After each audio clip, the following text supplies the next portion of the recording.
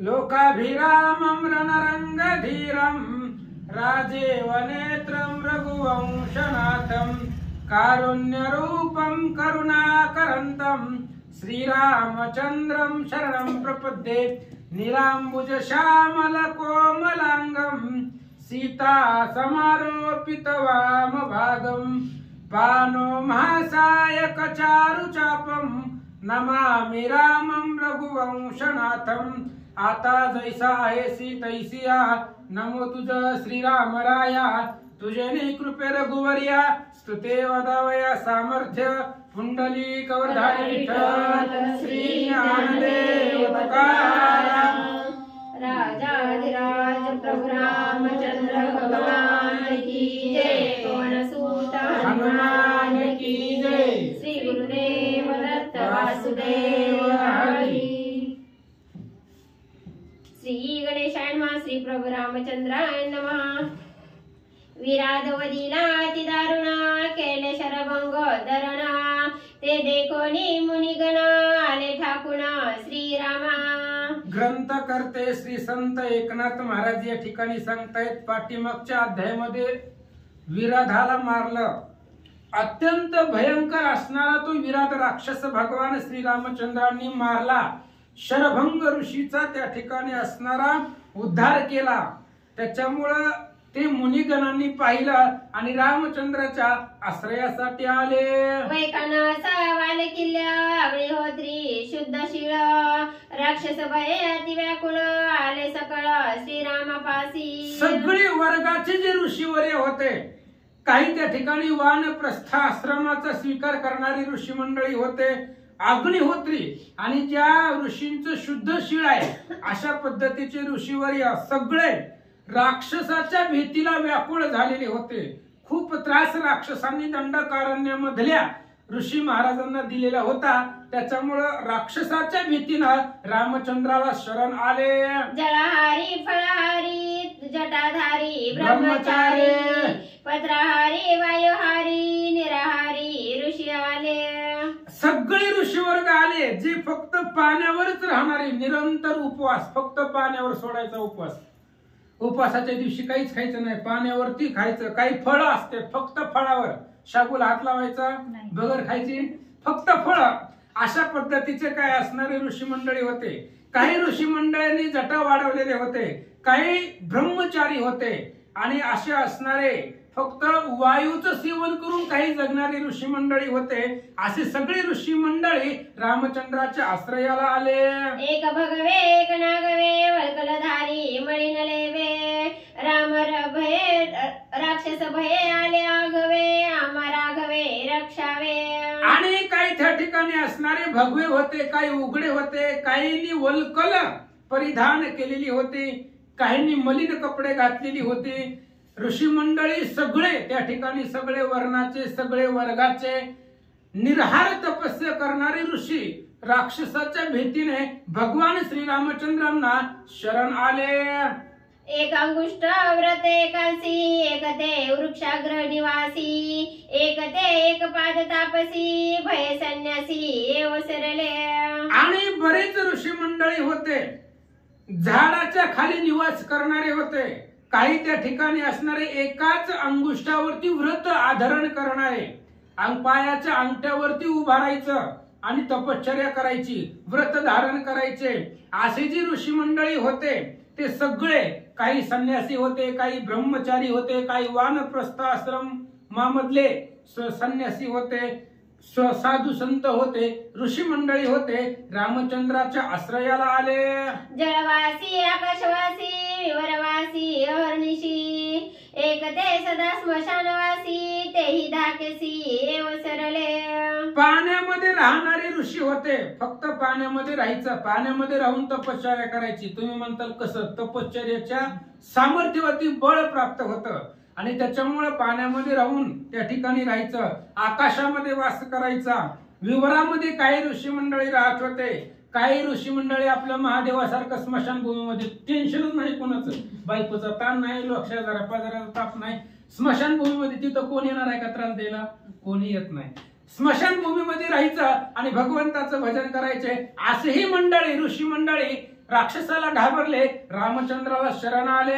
राक्षस धाकाची दुख सपत्निक अपत्निक विदुराले पैणेक रघुकुळ टिळक संरक्षी. आणि राक्षसांचा धाक होता. धाक म्हणजे धास्ती, भीती, दहशत. त्या राक्षसाची, विराधाची काल सांगितलं होतं ना त्या विराधानं, हे जी वाघन हरिण संघच पळते ते आपल्या ताकदीचा परिणाम आहे, रामाला सांगत होता. आणि त्या राक्षसाच्या भीतीने काही सपत्निक ऋषी मंडळी होते, आपली बायका लेकर संसार घेऊन रामाला शरण गेले. काही ब्रह्मचारी होते, त्यांची पत्नी नव्हते, ते एकटेच त्या ठिकाणी आले. भगवंताचा आश्रय ऋषी मंडळी करू लागले. वृद्ध वृद्धे श्रीरामाप्रती अतिशयेती काकुळती राक्षस महामाराती आम्हा रघुपती रक्षावे. आणि अत्यंत वृद्ध झालेले ऋषी मंडळी, पहिलं खूप आयुष्य होतं महाराज, 60 हजार वर्षे एक तपश्चर्या करत होतं. मग आयुष्य किती असेल. पण असं त्या ठिकाणी कलियुगामध्ये पुन्हा सगळं शून्य कमी कमी कमी होत 100 वर आले. आता या 100 मधलं शून्य कमी होणे, नाहीतर काय करायचं 10 वर्षामध्ये.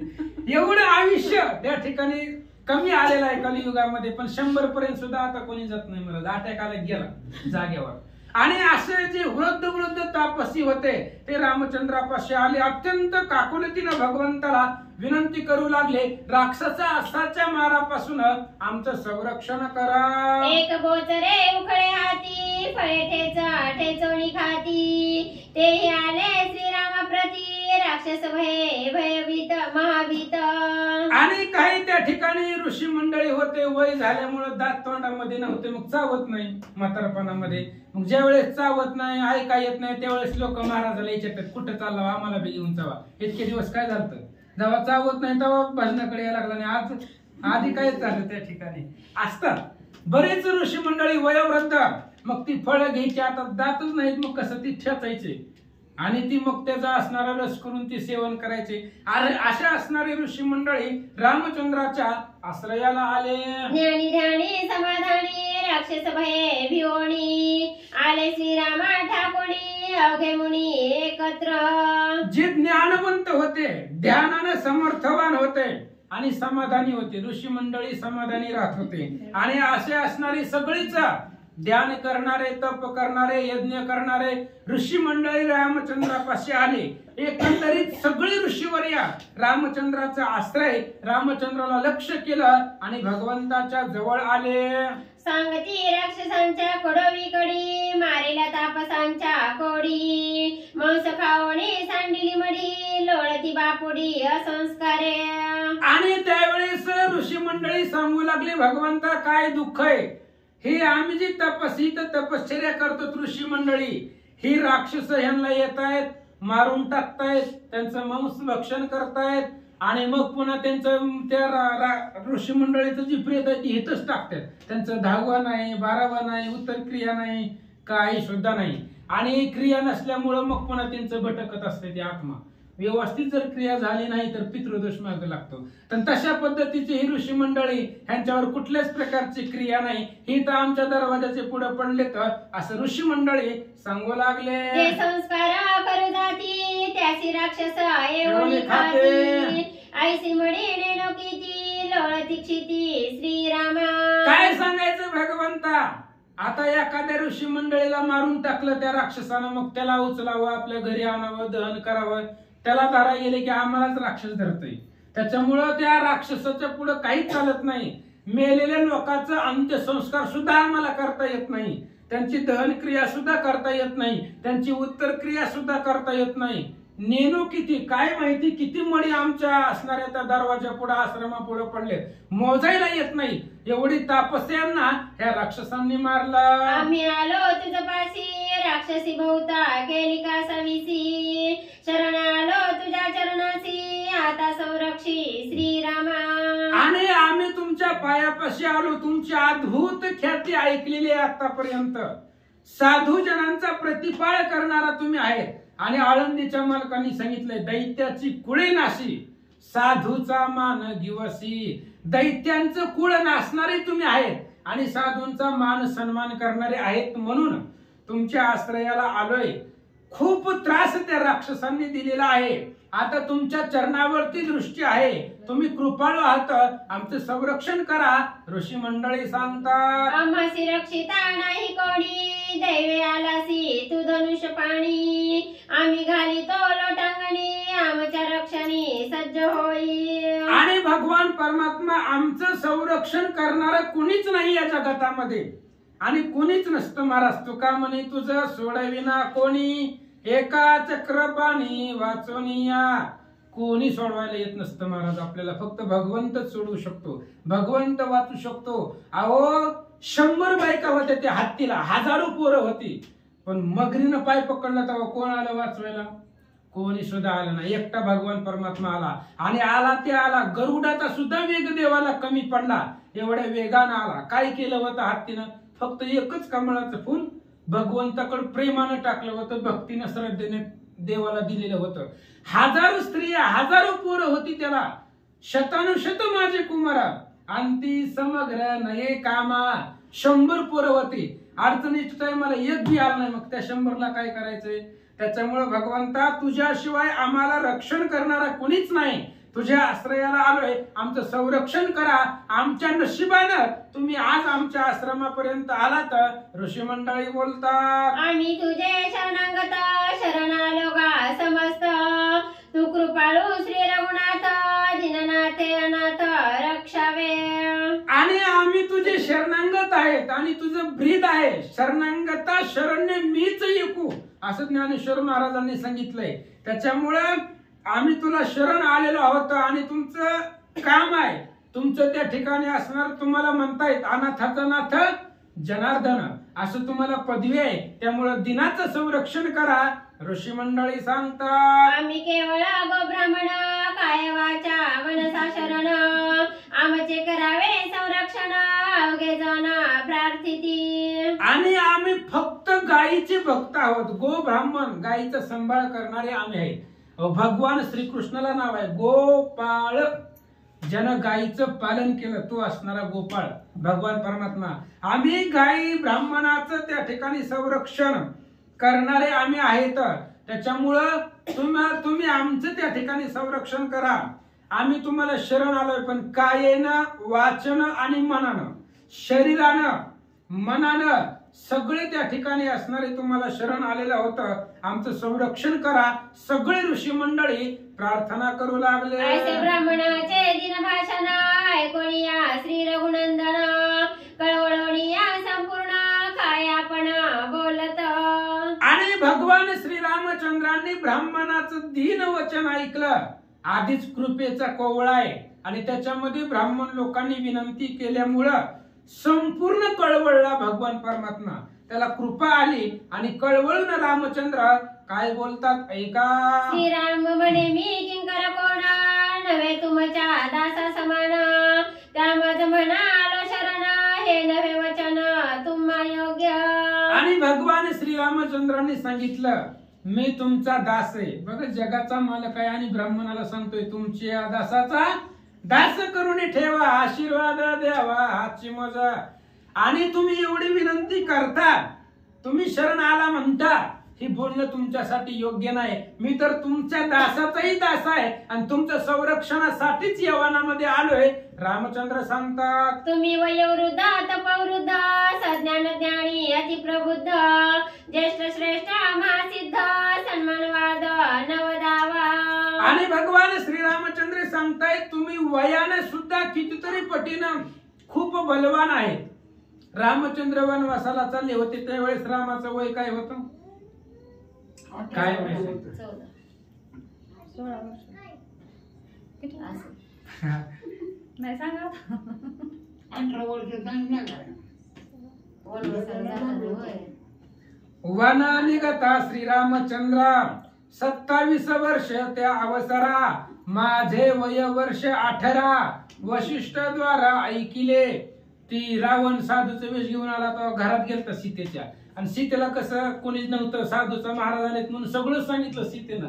तिने सांगितलं रामचंद्र वनवासाला निघाले तेव्हा त्यांचं 27 वर्ष होतं, आणि माझं म्हणजे सीतेचं 18 वर्ष होतं. हे वशिष्ठ महाराजांच्या मुखामधून ऐकलंय. आणि तुमचं जे आहे वय, वयोवृद्ध आहे तुम्ही, तुमचं वय जवळजवळ संपलंय म्हणले. एवढे असणारे ज्ञानी तपस्वी आणि तुमच्याकडून मान सन्मानाची गोष्ट बोलता हे तुमच्यासाठी अयोग्य आहे. एवढा मान सन्मान आम्हाला देऊ नका. रामचंद्र बोलतात, तुम्हापासून घ्यावा मान त्याची आम्हासी विषप्राशन. तुम्ही माझे देवतार्चन साधू सज्जन मज पूज्य. आणि तुम्ही माझ्यासाठी वंदनीय आहे, पूज्यमान आहेत. साधू संतांचं संरक्षण करणं, साधू संताला मान सन्मान देणं हे आमचं आद्य कर्तव्य आहे. आणि तुमच्यापासून मान घ्यावा हे आम्हाला विष भक्षण केल्यासारखं आहे. तुमच्यापासून मान घेणं म्हणजे विष प्राशन केल्यासारखं आहे. त्यामुळे तुम्ही आमची देवता अर्चना आहे. आम्ही तुमचीच पूजा सदुदित करतो. त्यामुळे एवढ्या मान सन्मानानं आम्हाला बोलू नका. रामचंद्र ऋषी मंडळींना सांगतात, आमुचा धर्म द्विज रक्षण वनालो याची कारण. कर दूषण निर्दळन संरक्षण साधूसी. आणि आमचं त्या ठिकाणी धर्मच आहे. द्विजाचं संरक्षण करणं, ब्राह्मणाचं रक्षण करणं हा आमचा धर्म आहे. आणि वनवासाला मी याच्यासाठीच आलोय. ह्या सगळ्या तुमच्या सारख्या ब्राह्मणाचा दीनजनाचा उद्धार करण्यासाठीच वना आलो याची कारण. याच्यासाठी मी वनवासाला आलोय. आता ह्या वनामधले खर दूषण त्रिशरा ह्या राक्षसांना मारायचं आणि संपूर्ण साधू समाजाचा संरक्षण करायचं. रामचंद्र बोलतात, तुमचे आशीर्वाद जोडी रणांगणी निज परवडी. मारिना राक्षसांच्या कोडी अर्ध घडी न लागता. आणि तुम्ही फक्त आशीर्वाद द्या. साधू सज्जनांचा आशीर्वाद असणं खूप महत्वाचं असतं. त्यांचं तपाचं सामर्थ्य असतं. त्याच्यामुळे तुम्ही फक्त डोक्यावरती हात ठेवा. बाकी ह्या जनस्थानामध्ये एक राक्षस ठेवत नाही. मारीन राक्षसांच्या कोडी. कोट्यवधी राक्षस मारतो. फक्त तुमचा आशीर्वाद डोक्यावरती राहू द्या. तुमचा हात मस्तकावरती राहू द्या. तुमच्या आशीर्वादाची जोडी आमच्यापाशी राहू द्या. सगळी राक्षस एकाच क्षणामध्ये मारीला. भगवंत सांगतात, ऐसे ऐकोणी श्रीरामवाणी जय जयकार केला ब्राह्मणी. हर्ष पावणी मुनिगणी आशीर्वचनी अभिषेक. आणि अशा पद्धतीने भगवान श्रीरामचंद्रांनी बोलल्यानंतर ना सगळ्या ऋषी मंडळीने भगवान श्रीरामचंद्राच्या नावाचा जय जयकार केला. आणि जय जयकाराचा अभिषेक ऋषी मंडळी भगवंताच्या डोक्यावरती करू लागले. सीता लक्ष्मण रघुनाथ सांगा ते मुनिगण समस्त. शरभंगाने गधाडिले जेथ त्या आश्रमा जात सुतीक्ष्णाच्या. आणि मग विराधाने सांगितलं होतं, शरभंग ऋषींनी सांगितलं होतं, सुतीक्ष्ण ऋषी आहेत त्यांच्या आश्रमाला जावा. ती तुम्हाला पुढे कुठं जायचं ते सांगतील. म्हणून सीता श्रीराम आणि लक्ष्मण यांनी त्या ठिकाणी मुनिगण साधू संत बरोबरीला घेतले. आणि शरभंग ऋषीनं ज्या ठिकाणी पाठवलंय, जो पत्ता आपल्याला दिलाय, त्या पत्त्यावरती सुतीक्ष्ण ऋषींच्या आश्रमाकडे निघाले. श्री गणेशाय नमः. श्री सरस्वते नमः. श्री प्रभू रामचंद्राय नमः. सीता लक्ष्मण रघुनाथ सांगा ते मुनिगण समस्त. शरभंगाने धाडिले जेत त्या आश्रमात जात सुतीक्ष्णाच्या. आणि भगवान श्रीरामचंद्र, सीता आणि लक्ष्मणजी काल शरभंग ऋषींनी जो पत्ता दिलेला होता, ज्या ऋषीकडे जाण्यासाठी सांगितले होतं, तो सुतीक्ष्ण नावाचे ऋषी अत्यंत साध्वी तपस्वी ज्ञानी. आणि त्या ऋषींच्या आश्रमाकडे रामचंद्र निघाले. जात असताना बरोबर हे जेवढी ऋषी मंडळी शरण आले ते सगळे बरोबरीला घेतले आणि सुतीक्ष्ण ऋषीच्या आश्रमाकडे रामचंद्र निघाले. सुतीक्ष्ण ऋषी महाश्रेष्ठ तपस्तेजे अति तेजिष्ठ. त्याचा आश्रम सुखोदिष्ट दुःख संकट असेना. आणि सुतीक्ष्ण नावाचे ऋषी अत्यंत महाश्रेष्ठ आहेत, बलवान आहेत, तपस्वी आहेत. तेज तपाच्या तेजाने ते श्रेष्ठ आहेत. त्यांच्या तपाचं अद्भुत तेज होतं. आणि त्यांच्या आश्रमामध्ये गेल्यानंतर ना मनाला सुख मिळेल, मनाला शांती मिळेल. दुःखाची वार्ता सुद्धा त्यांच्या आश्रमामध्ये नव्हते. असे ऋषी, त्या ऋषीच्या दर्शनाला भेटीला रामचंद्र निघाले.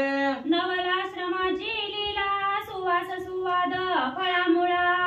आचमन करता ते तिच्या जळा ब्रह्मा सकळा निवारी. आणि तो असणारा आश्रम अत्यंत नवलाचा होता. त्या आश्रमाची लीला अद्भुत होती. त्या असणाऱ्या फळाला सुद्धा सुस्वाद होता, चांगल्या अशा प्रकारचा सुगंध होता, सुवास होता. तिथलं असणारं पाणी, ते पाणी जर सेवन केलं, त्या पाण्याचं आचमन चोळ जरी त्या पाण्यानं भरली, त्या सुतीक्ष्ण ऋषींच्या आश्रमाचं परिसरातलं पाणी, त्या पाण्यानं चोळ भरल्यानंतर जो भ्रम आहे सगळा, मायेचा भ्रम, हा सगळा भ्रम निवारतो. एवढी लीला त्या आश्रमाची होते. आश्रम येताची देख अवघ्या झाले परम सुख, सुखावणी रघुकुळ टिळक ऋषी सन्मुख तो आला. आणि भगवान श्रीरामचंद्र आश्रमाला आल्यानंतरच सगळ्यांना सुख वाटलं.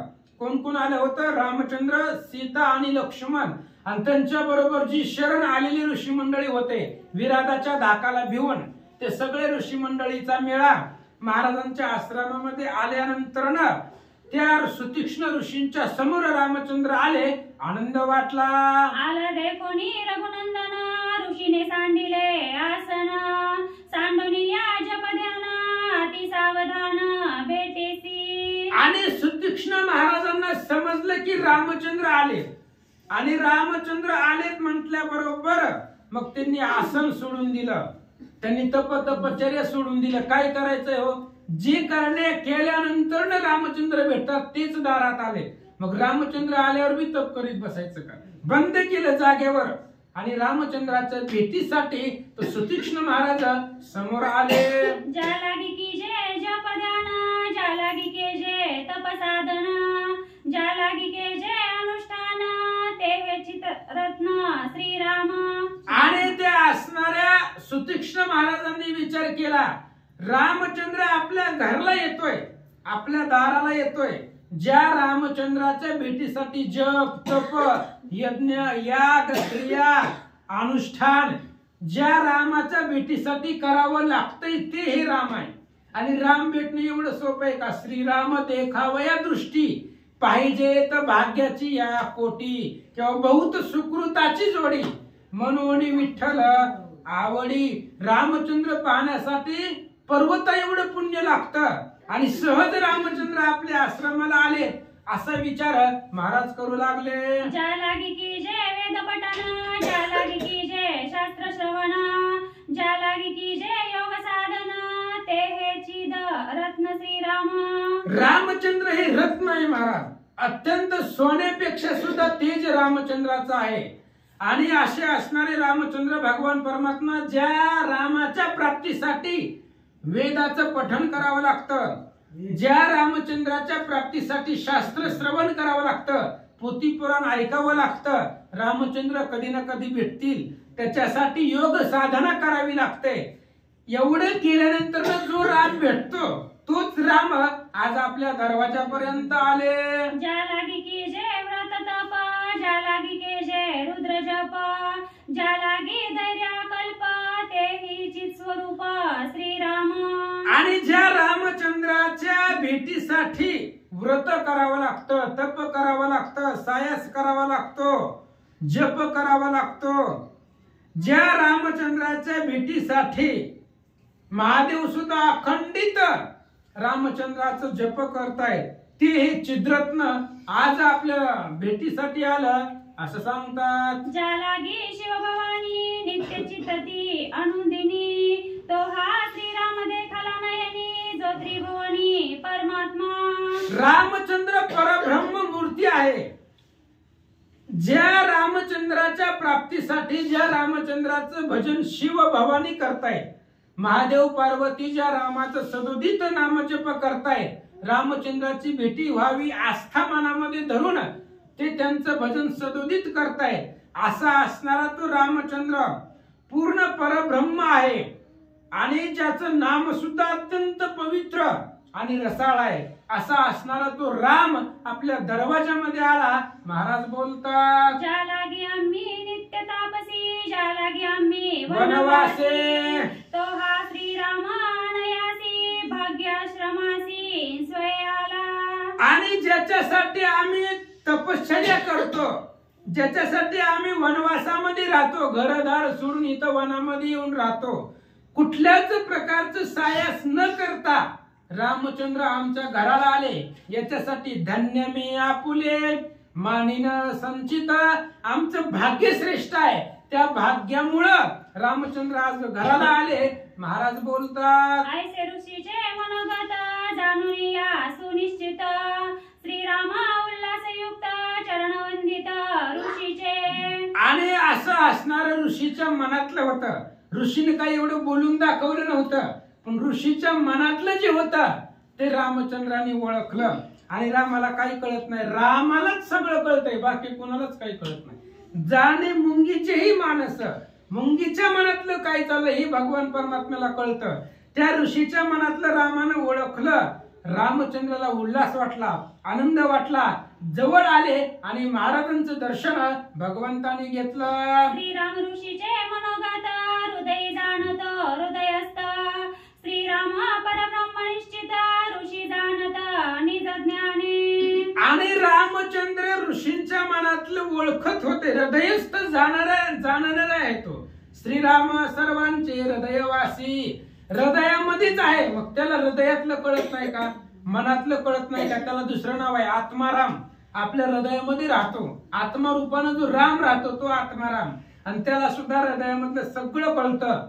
आणि सुतीक्ष्ण महाराजांना माहिती होतं श्रीराम परब्रह्म निश्चित, रामचंद्र परब्रह्म मूर्ती आहे हे महाराजांना माहिती होतं. असं सांगतात, देखणे देखोनी अति तीक्ष्ण या लागी नावे सुतीक्ष्ण त्याचे श्रीरामे वंदिले चरण दिदले आलिंगन ऋषीने राम. आणि बघण्यामध्ये अत्यंत तीक्ष्णपणा होता, तीक्ष्ण स्वरूपानं पाहणं, म्हणून त्यांचं नाव सुतीक्ष्ण होतं. नजरच तीक्ष्ण होती. महाराज आलेला प्रत्येक व्यक्तीला सूक्ष्म नजरेनं पाहणं, तीक्ष्ण नजरेनं पाहणं, म्हणून त्यांचं नाव सुतीक्ष्ण होतं. आणि त्या सुतीक्ष्ण महाराजांनी रामचंद्राची चरणवंदना केले. स्वय सुतीक्ष्णे आपण आलंगोनी श्रीराम लक्ष्मण करुणी मस्तकी अवघ्राण अल्लादे वचन बोलत. आणि सुतीक्ष्ण महाराज रामचंद्राच्या जवळ आले. त्यांच्या चरणाचं दर्शन घेतल्यानंतर ना राम आणि लक्ष्मणाने महाराजांना आलिंगन दिलं. कारण साधूला आलिंगन दिल्यानंतर शरीर पावन होत असतं आपलं.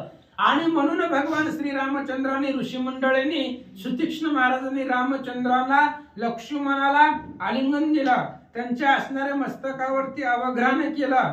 आणि अत्यंत आनंदानं महाराज रामचंद्राला काय बोलतात ऐका, माझा आश्रम दंडकारण्य येथे नाही भयबंधन श्रीराम सीता लक्ष्मण सुख संपन्न वसावे. आणि सुतीक्ष्ण महाराजांनी सांगितलं माझा आश्रम याच असणाऱ्या दंडकारण्यामध्ये आहे. आणि दंडकारण्यामध्ये प्रत्येकाला राक्षसांची भीती आहे, पण आमच्या आश्रमापाशी राक्षस येऊ शकत नाही. त्यामुळं तुम्ही वनवासामध्ये माझ्या आश्रमामध्ये राहा, इथं कुठल्याच प्रकारची भीती नाहीये. रामचंद्राला महाराज सांगतात, माझी निज आश्रमात न चाले राक्षसांचा घात सुखे वसावे श्री रघुनाथ सीता समवेत स्वानंदे. आणि सुतीक्ष्ण महाराजांनी रामाला सांगितलं भगवंता माझ्या आश्रमामध्ये राक्षसांचा आघात चालत नाहीये. कितीही बलवान राक्षस आला तरी माझ्या आश्रमाच्या भोवती किंवा माझ्या आश्रमावरती त्याचा प्रहार चालत नाही. त्यामुळं तुम्हाला सीतेला आणि लक्ष्मणाला राहण्यासाठी आश्रम अत्यंत योग्य आहे. त्यामुळं आनंदाने तुम्ही ती गजन माझ्या आश्रमामध्ये राहा. अति प्रेमे सुतीक्ष्ण पूजोनिया श्रीराम लक्ष्मण देवोनी वनफळी भोजन षण्मास पूर्ण राहिविले. आणि सुतीक्ष्ण महाराजांचं त्या ठिकाणी प्रेम होतं, अद्भुत प्रेम रामचंद्रावरती होतं. त्याच्यामुळं मग त्या असणाऱ्या महाराजांनी 6 महिने रामचंद्राला तिथं बसून घेतलं. रामचंद्राची दररोजच्या दररोज चरणाची पूजा, श्रीराम लक्ष्मण सीता वनफळाचं भोजन त्यांना देत होते. आणि त्या 6 महिने आपल्या आश्रमामध्ये रामचंद्रांना ठेवून घेतलं. सुतीक्ष्ण तपस्ते जे जोराशी श्रीराम पुसे स्वयं त्यासी मज राहावया आश्रमासी स्थान नेमेसी सांगावे. आणि सुतीक्ष्ण तपान श्रेष्ठ होते, तपान बलवान होते. आणि रामचंद्रांनी विचारलं, म्हणले महाराज आम्हाला राहायचंय, मग राहण्यासाठी जागा कुठं आहे? हे दंडकारण्य भयंकर मोठं आहे. संपूर्ण महाराष्ट्र म्हणजे तेव्हाचं दंडकारण्य आहे. मग एवढ्या भयंकर अरण्यामध्ये नेमकं आम्ही कुठं राहायचं? राहण्यासाठी योग्य आश्रम कोणता आहे आम्हाला सांगा, असं या ठिकाणी सांगतात. शरभंगाची आज्ञा ऐसी सुतीक्ष्ण सत्यवादी तापसी स्थान नेम पुसोनी त्यासी त्या आश्रमासी वसावे. आणि शरभंग ऋषींची आज्ञा होती. शरभंग ऋषींनी जाता जाता आम्हाला सांगितलं होतं की सुतीक्ष्ण ऋषी तपाने श्रेष्ठ आहे, अत्यंत सामर्थ्यवान आहे, अद्भुत ज्ञान त्यांच्याकडे आहे, त्यामुळे ते जिथं सांगतील तिथं तुम्ही राहावा अशी शरभंग ऋषीची आज्ञा आहे. म्हणून तुम्हाला विचारतो कुठं राहायचं सांगा. ऐकता श्रीरामाचे वचन ऋषी झाला सुख संपन्न दिदले श्रीरामा लिंगन सर्वांगी पूर्ण निवाला. आणि मग त्या ठिकाणी रामचंद्राचं बोलणं ऐकल्यानंतर ना ऋषींना खूप आनंद वाटला. रामचंद्राला आलिंगन दिलं. आलिंगन दिल्याबरोबर रामचंद्राला मिठी मारल्याबरोबर ऋषी सर्वांगानं सुखी झाले असं सांगतात. हर्ष सांगे श्रीरामासी दंडकारण्य निवासी ऋषी पाहे त्यांच्या आश्रमासी देखता तुम्हासी आल्हाद. आणि सुतीक्ष्ण महाराज रामचंद्राला सांगू लागले भगवंताई दंडकारण्य आहे आणि या अरण्यामध्ये प्रत्येक ठिकाणी ऋषींचे आश्रम आहेत. अनेक ऋषी मंडळी या दंडकारण्यामध्ये वसतात. त्यामुळे तुम्ही जात असताना प्रत्येक ऋषी मंडळीचा आश्रम पहा, त्यांची भेट घ्या आणि त्यांची भेट घेऊन पुढे जावा.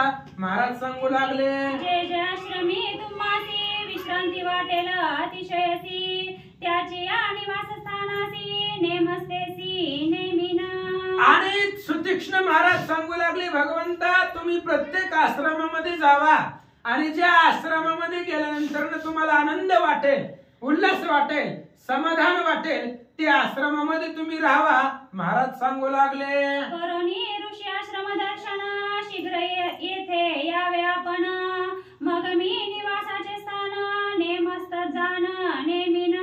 सुतीक्ष्ण महाराजांनी सांगितलं रामा या दंडकारण्यामध्ये अनेक ऋषी मंडळी राहतात, त्यामुळं तुम्ही आता जावा प्रत्येक ऋषीच्या आश्रमामध्ये जावा, तिथला परिसर पहा. जर तुम्हाला चांगलं वाटलं तर परत रिटर्न माझ्यापाशी या.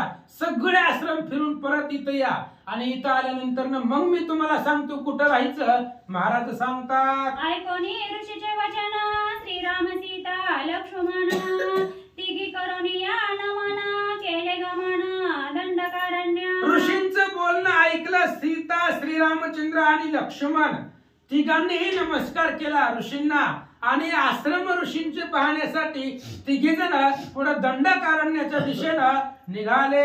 तव बोलिला लक्ष्मण मागे सीता चालता जाण विराधे केले होते हरण तैसे आपण न करावे. रामचंद्र दंडकारण्याच्या दिशेने निघाले. त्यावेळेस लक्ष्मणानं रामाला सांगितलं रामा ही वनवास आहे आणि वनवासामध्ये पाठीमागं विराधानं सीतेचं हरण केलं. आपल्याला माहिती तरी होतं का? माग सीता होती, मागच्या माग तिने उचलून नेली. त्यामुळे आता असं करायचं नाही. मग कसं करायचं ऐका. पुढे श्रीराम मागे सौमित्र मध्ये घालून या सीता सुंदरा वेगी निघाले सत्वरा धनुर्धर महाबळी. आणि लक्ष्मणाने सांगितलं रामचंद्र आतापर्यंत आपला चालण्याचा क्रम असा होता, तुम्ही पुढे चालायचा, तुमच्या पाठीमाग मी आणि माझ्या पाठीमाग सीता होती, त्याच्यामुळे विराधानं सीतेचं हरण केलं. आता तसं नाही करायचं. आता पुढे तुम्ही चालायचं, मध्ये सीतेला ठेवायचं आणि सीतेच्या पाठीमाग मी थांबतो. मी पाठीमागन तुम्ही पुढे असल्यावर मग कोण राक्षस सीतेला स्पर्श करील, सीतेचं हरण करील. त्याच्यामुळे रामचंद्र पुढे निघाले, मध्ये सीता चालू लागले आणि पाठीमाग लक्ष्मणजी निघाले. सीतेपासी ऋषीगण तापस ब्रह्मचारी ब्राह्मण श्रीरामाश्रमे निघाले जाण त्यासही रक्षण श्रीराम. आणि सीतेच्या भोवती ऋषी मंडळी होते. ऋषी मंडळी तपस्वी होते, ब्रह्मचारी होते, तापसी होते आणि ते सुद्धा सीतेला संरक्षण होते. त्यांच्या तपाचं बळ सीतेचं संरक्षण करीत दंडकारण्याच्या दिशेने निघाले. वने उपवने शुभ कानने ऋषी आश्रम आगाध स्थाने तापस करिता ते अनुष्ठाने वेदाध्ययने अग्निहोत्रे. आणि बघा सुतीक्ष्ण महाराजांच्या सांगण्यावरनं रामचंद्र पुढे निघाले. वन आहेत, उपवन आहेत, सुंदर अशा प्रकारची झाडं आहेत आणि अशा पद्धतीने ऋषींचे आश्रम पाहत पाहत त्यांना दर्शन देत देत त्यांची भेटी घेत घेत भगवान श्रीरामचंद्र दंडकारण्याच्या दिशेने निघाले. पाहता ऋषीचे महिमान आलोडीती दंडकारण्य तव पुढे तगाडी सुगायन श्रीराम लक्ष्मण ऐकताती. आणि त्या असणाऱ्या ऋषींचं महिमान करत त्यांचं वर्णन करत भगवान श्रीरामचंद्र पाहत पाहत पुढे निघाले होते. आणि जात असताना दंडकारण्यामध्ये प्रवेश केल्यानंतर एक तलाव दिसला आणि त्या तलावामधून गायनाचा सुस्वर आवाज कानावरती तिघांचा पडला. श्रेष्ठ तडाग ती पुनीत त्या माझी मनोहर नृत्य गीत परिगाते नाचते न दिसते तेने विस्मित श्रीराम. आणि ते अत्यंत तलाव श्रेष्ठ होता आणि ते तलाव पुण्यवान होता. त्या तलावाच्या किनाऱ्याला रामचंद्र आले पण त्या तलावाचं वैशिष्ट्य असं होतं त्याच्यामधून गायन ऐकू येत होतं पण दिसत कुणी नव्हतं. कोण गायन करताय हे लक्षात येत नव्हतं असं सांगतात. सवे चालती ऋषीगण त्यांसी श्रीराम पुसे आपण येते गीता नृत्य करी कोण मग ते पूर्वकथन सांगते. आणि मग रामचंद्राला आश्चर्य वाटलं तलावामधून गायन ऐकू येतंय पण गायनाचार्य दिसत नाही. कोण गायन करतंय दिसत नाही. मग ऐकू कसं येतंय नेमकं ह्या तलावामध्ये कोण गायन करतंय. म्हणून रामचंद्राच्या बरोबरीला जे ऋषी मंडळी होते ते सगळं असणाऱ्या ऋषी मंडळीनं विचारलं की इथं गायन कोण करतं आम्हाला सांगा.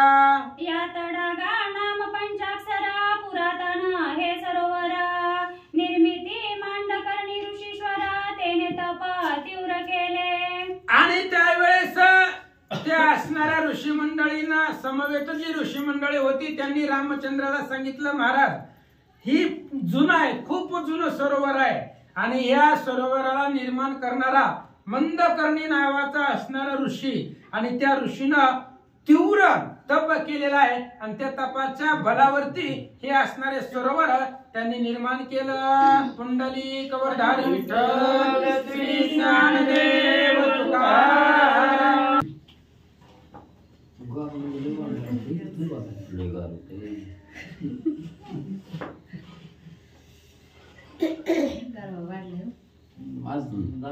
श्री गणेशाय नमः सरस्वते नमः श्री प्रभु रामचंद्राय नमः. येते 10 सहस्र वर्षी निरहारी वायू वक्षी त्याची स्थिती बुद्धी कशी काम मानसी स्पर्शोना.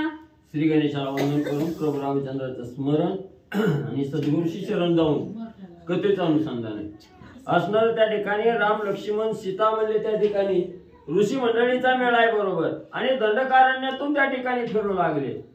त्याच वेळेस असणारा सरोवर त्या ठिकाणी पाहिलं गेलं. प्रभू रामचंद्रांनी लक्ष दिलं फक्त गायनाचा आवाज येतोय पण गाणारा कोण आहे हे त्या ठिकाणी समजत नव्हतं दिसतच नव्हतं. त्या ठिकाणी आश्चर्यचकित झाले आणि विचारलं गेलं ही असणारा म्हणजे सरोवर काय आहे ह्याला नाव काय आहे. त्यावेळेस असणार त्या ठिकाणी ऋषी मंडळी सांगू लागली पूर्वी जुनाट असणारा त्या ठिकाणी मंडकर्णी नावाचे ऋषी त्या ठिकाणी होते आणि त्यांनी आपल्या तपश्चर्याच्या जोरावर हे सरोवर त्या ठिकाणी निर्माण केलं आणि या सरोवरा पंचाक्षर असं असणारं नाव आहे त्या ठिकाणी. आणि हे मंदकर्णी ऋषी म्हणजे कसे होते त्या ठिकाणी अतिशय तपात असणारा त्या ठिकाणी म्हणजे श्रेष्ठ होते. 10,000 वर्ष असणारं तप म्हणजे त्याने त्या ठिकाणी केलेलं आहे. पण तप करत असताना कसलंही अन्न त्या ठिकाणी भक्षण केलेलं नाही. निराहार म्हणजे काहीच त्याला फक्त वारा तेवढा त्या ठिकाणी गिळायचा वाऱ्याशिवाय दुसरं काही त्या ठिकाणी खायचं नाही. मग म्हणजे त्याची एवढी बुद्धी स्थिर त्या ठिकाणी होती मनाच्या ठिकाणी असणारा कसलाही काम म्हणजे त्या ठिकाणी आणि म्हणजे स्पर्श करत नव्हता. काम रहित असणारी म्हणजे त्या ठिकाणी आणि मंदकर्णीची अवस्था होती. कर्मठ म्हणती स्वर्ग सांग ऋषी म्हणे तो क्षय रोग सत्यलोकीचे जे जे श्रेष्ठ भोग तो मरण मार्ग तयाचा. मग म्हणजे त्या असणाऱ्या मंदकर्णी ऋषी जवळ म्हणजे आले कर्मठ लोक त्या ठिकाणी आली म्हणजे कर्म करणारी लोक त्या ठिकाणी आली की त्यांनी सांगायचं कर्माच्या जोरावर स्वर्ग प्राप्ती त्या ठिकाणी होते. मग असणाऱ्या ऋषींनी सांगायचं स्वर्ग ही असणारा त्या ठिकाणी म्हणजे काही चांगलं त्या ठिकाणी नाही.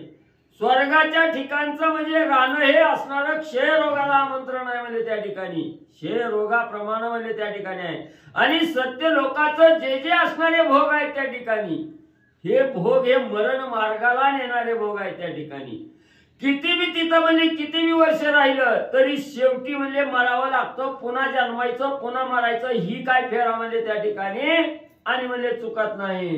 जे थवरी विषयाशक्ती ते थवरी पुनरावृत्ती ऐसे जाणो निश्चिती तीव्र तपस्थिती मांड करणे. मग स्वर्गाच्या ठिकाणी म्हणजे तिथं कसं आहे, जवळ म्हणजे असणारी विषयाची आसक्ती आहे त्या ठिकाणी, तवर म्हणजे तिथं असणारी पुनरावृत्ती सारखं म्हणजे असणारा रहाट गाडगाय म्हणजे जन्म मरणाचं याच्यातच म्हणजे त्या ठिकाणी अडकावं लागतं.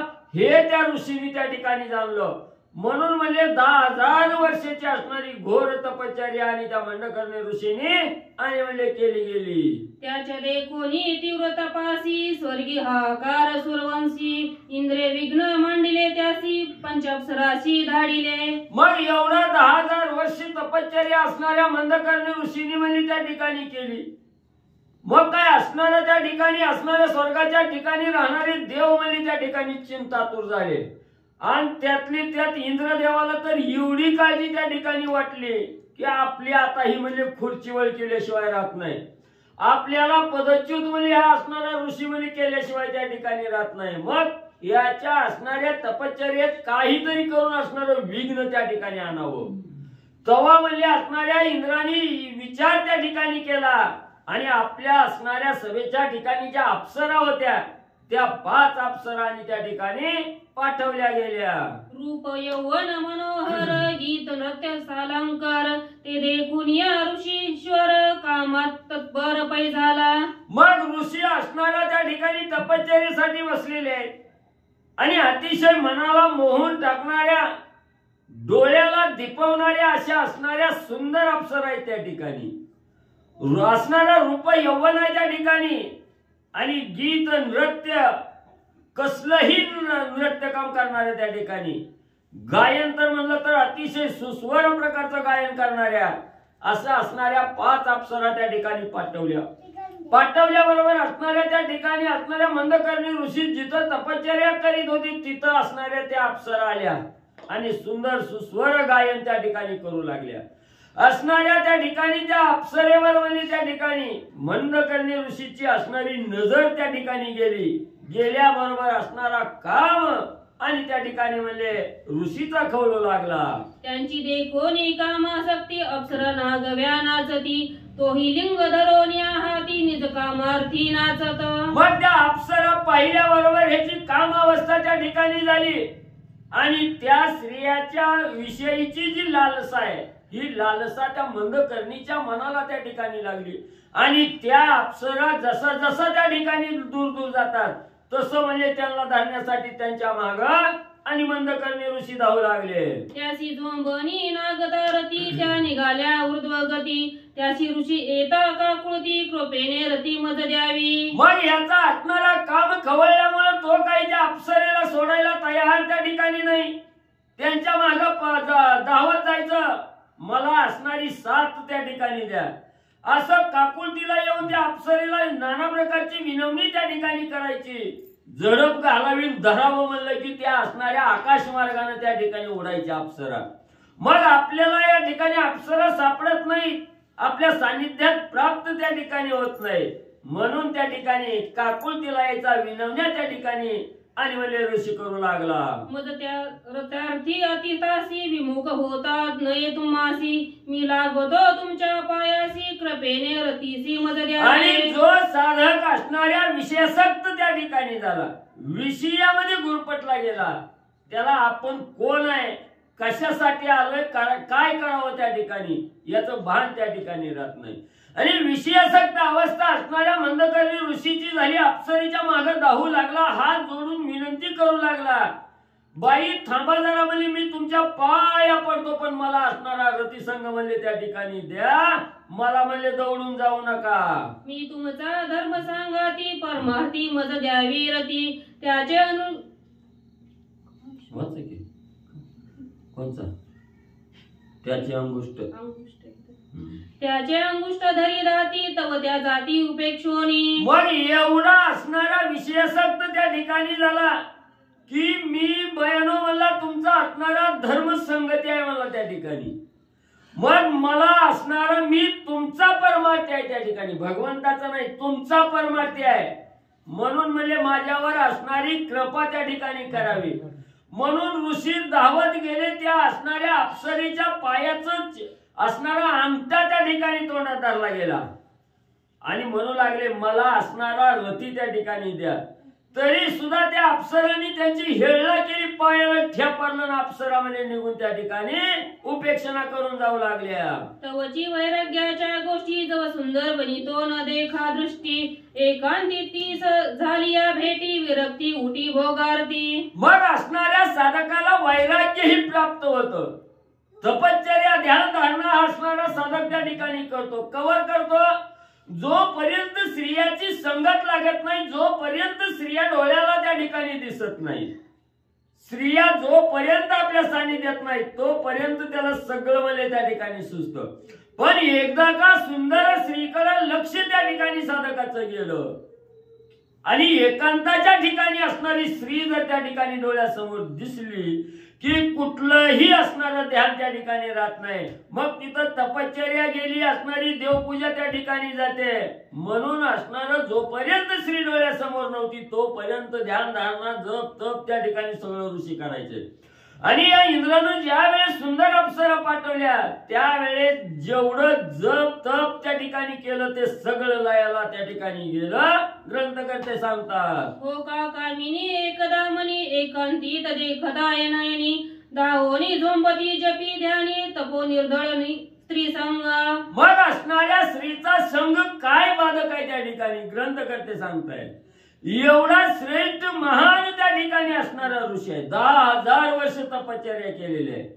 पण एका असणाऱ्या स्त्रीचा एकांत त्या ठिकाणी पाहायला मिळाला आणि पाहायला मिळाल्याबरोबर असणारी स्त्रीची संगतीला त्या ठिकाणी लागला गेला. स्त्रीची आसक्ती त्या ठिकाणी झाली आणि असणाऱ्या तपश्चर्येचं असणारं निर्दळन त्या ठिकाणी केलं.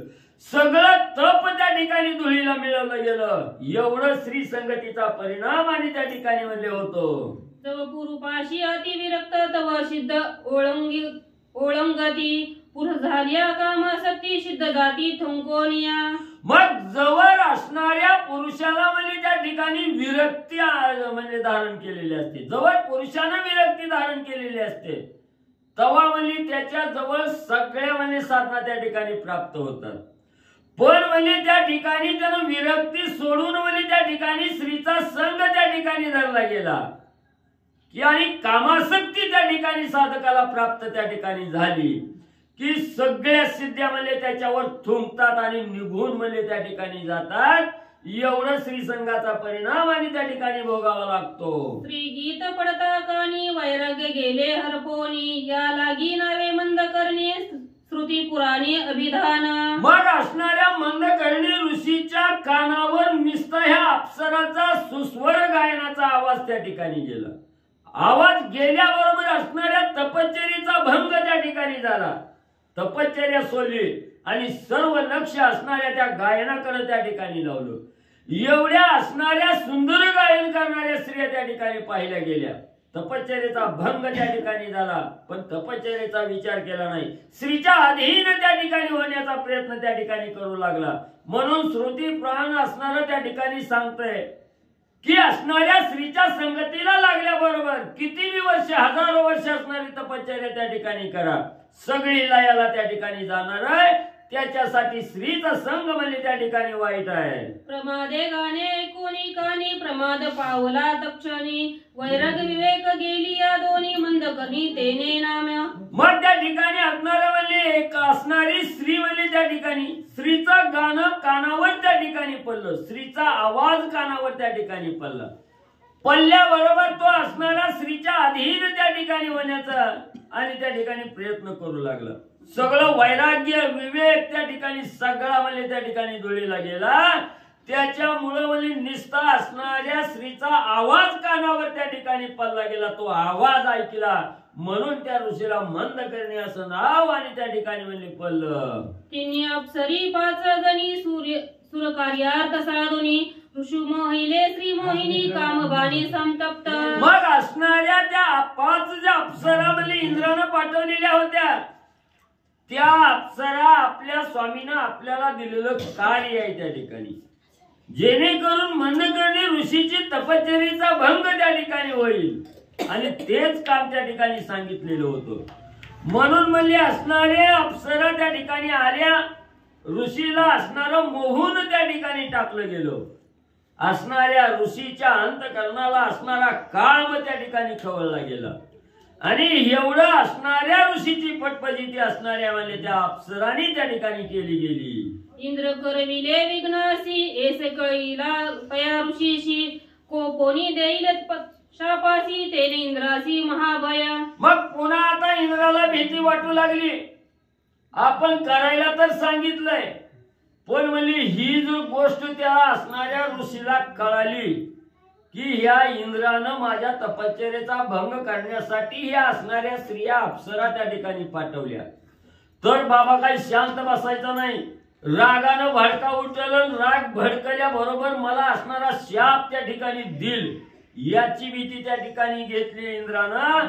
आणि गडबडीत होऊन इंद्र त्या ठिकाणी काय करू लागला. भूत भविष्य वर्तमान ऋषीच होय त्रिकाळ ज्ञान अपूर्ण कामे कोपायमान शाप दारुण देईल. मग असणाऱ्या त्या ठिकाणी भूतकाळाचा, पुढे होणाऱ्या भविष्य काळाचा, वर्तमान काळाचा, तिन्ही काळाचा अगाध ज्ञान प्राप्त असणारा हा मंदकर्णी ऋषी आहे त्या ठिकाणी. मग त्या ठिकाणी एखाद्या साधकाचा काम त्या ठिकाणी पूर्ण नाही झाला, काम अपूर्ण राहिला की त्या साधकाला अपाट असणारा राग त्या ठिकाणी येतो.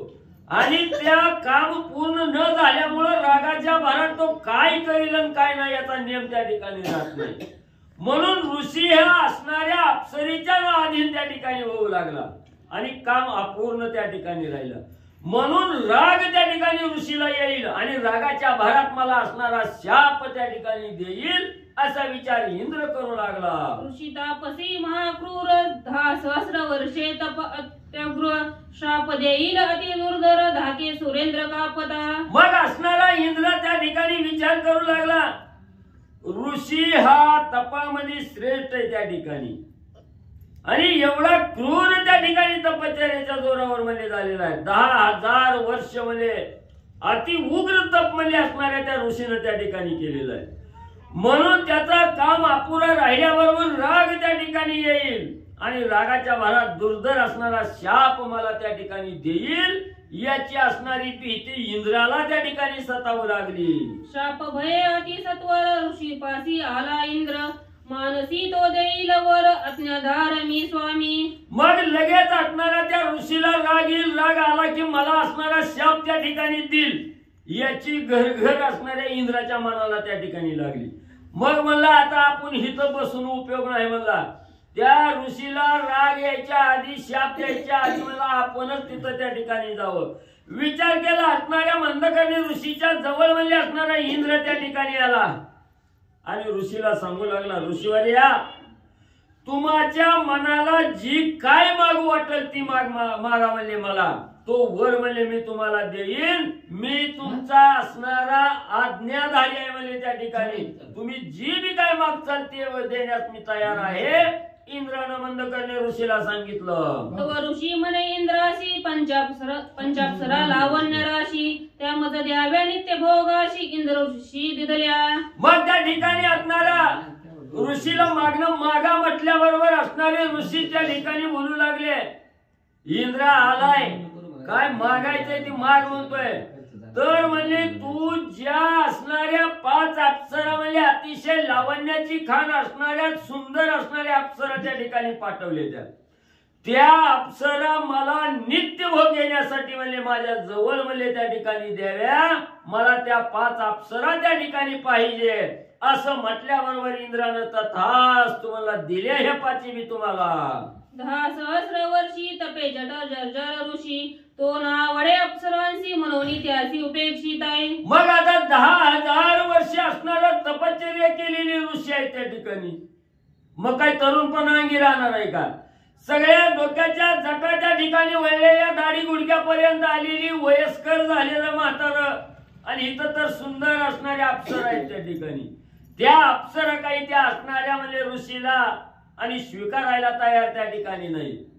ऋषी असणाऱ्या अप्सरेला आवडणार त्या ठिकाणी गेला, म्हणून त्यांची उपेक्षणा म्हणजे ऋषीची उपेक्षणा आणि अप्सरा त्या ठिकाणी करू लागल्या. जाणोनी अप्सरांचे मन ऋषी सामर्थ्य अतिसंपन्न झाला स्वरूपी मदन मोहन विराजमान तारुण्ये. मग ज्या वेळेस असणाऱ्या स्त्रिया आपल्या जवळच्या अप्सरा आपल्या जवळच्या ठिकाणी येईना गेल्या, मग इकडं तर असणारी कामवासना खवळलेली आहे त्या ठिकाणी.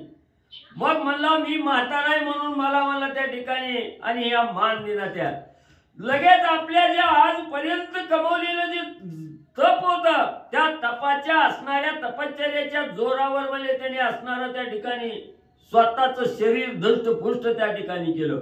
तरुण असणारं यवन रूप त्या ठिकाणी धारण केलं आणि असणारं म्हणजे स्वरूपवान मदनालाही मोहून टाकणारा असा असणारं तारुण्य आणि त्या ऋषीला म्हणजे प्राप्त झालं. ते कुण्या ऋषीच्या रूपाशी अप्सरा फुलली या सर्वस्वी आन पुरुष नावडे त्यासी जीवे भावासी विनटल्या. मग मदनालाही मोहून टाकणारं रूप ज्या वेळेस असणाऱ्या म्हणजे त्या मंदकर्णी ऋषीला त्या ठिकाणी प्राप्त झालं, त्यावेळेस ऋषी असणाऱ्या ऋषीवर म्हणजे त्या ठिकाणी पंच अप्सराची नजर त्या ठिकाणी गेली. आता त्या अप्सराचं एवढं लक्ष केंद्रित त्या असणाऱ्या म्हणजे ऋषीनं केलं, त्या अप्सराला ऋषी शिवाय दुसरं कोणच त्या ठिकाणी आवडणार.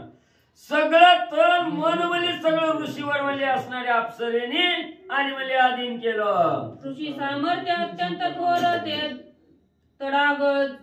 तडाग जळी जळांतर उभोर या निज मंदिरी क्रीडा तत्पर पंचाप्सरी. मग म्हणजे ते असणार जे तडाग आहे जे सरोवर आहे तिथं असणारे ऋषी त्या ठिकाणी राहत होते आणि त्याच तलावाच्या पाण्याच्या खाली म्हणजे वरी दिसत नाही पाण्यामध्ये असणार एक सुंदर मंदिर त्या ठिकाणी निर्माण केलं आणि त्या मंदिरामध्ये ह्या 5 अप्सरेला नृत्य गायन करण्यासाठी आणि म्हणजे मंदकर्णी ऋषीने सोय केली. त्याचे गीत नृत्य ध्वनी श्रीरामा पडिले तुझे श्रवणी ऐसे सांगती सकळ मुनी विस्मित वनी श्रीरामा. मग स्वतःचा असणाऱ्या पाण्यात म्हणजे त्या ठिकाणी मंदिर उभा केलेलं आहे, तिथं म्हणजे असणाऱ्या अप्सरा नाचकाम करू लागलेले आहेत, गायन त्या ठिकाणी करू लागलेले आहेत.